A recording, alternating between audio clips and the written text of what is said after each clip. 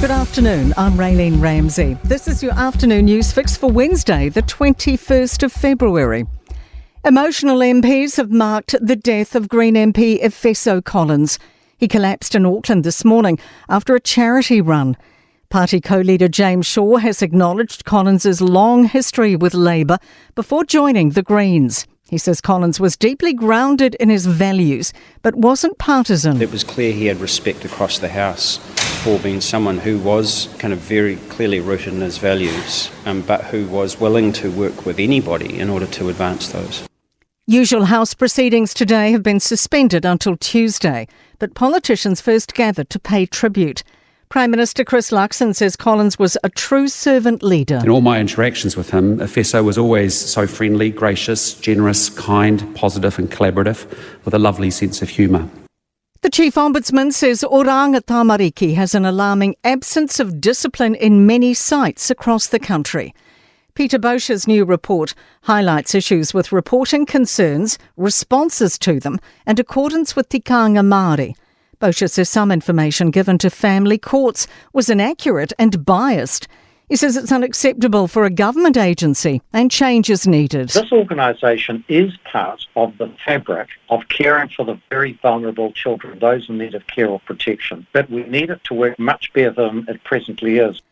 Green candidate Geordie Rogers will be taking Wellington City Council's empty seat, reversing early predictions. Azaria Howell has the details. The by-election for the Pukehino-Lambton ward follows Tamitha Poole moving from council to parliament, representing Wellington Central. Provisional results had Carl Tiefenbacher ahead, but special votes narrowed the margin and gave Rogers the win. Final results showed the Green candidate and renting advocate won by a mere 45 votes. Labour's leader says he's glad Ginny Anderson has apologised over things she said about the police minister, but he's also come to her defence. On a shared political slot on Newstalk ZB this morning, Anderson claimed Mark Mitchell was paid to kill people as a security contractor in Iraq and asked him if he'd kept a tally. He slammed that as a character assassination. Chris Hipkins says Mitchell can be very provocative in these debates, but Anderson went far too far. Ironically, the political discussion was actually about the background and past of Labour MPs, and Mike Hosking and Mark Mitchell were the people that introduced that as the topic of conversation. The Beatles are getting the big screen biopic treatment in not just one film, but a Fab Four, potentially being released in 2027. Sam Mendes is directing the movie, spotlighting each member in turn. The Beatles have given full life and music rights to the project. In sport, Stacey Jones is the new Kiwis head coach, fending off Australian Wayne Bennett for the gig. He's the first New Zealander since David Kidwell in 2017 to assume the role.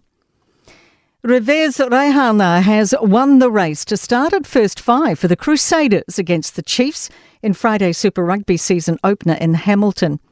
And All Blacks prop Ethan de Groot will miss the Highlanders clash against Moana Pacifica in Dunedin with a minor injury. Former Wales international Rhys Patchell will steer the Southerners at 10.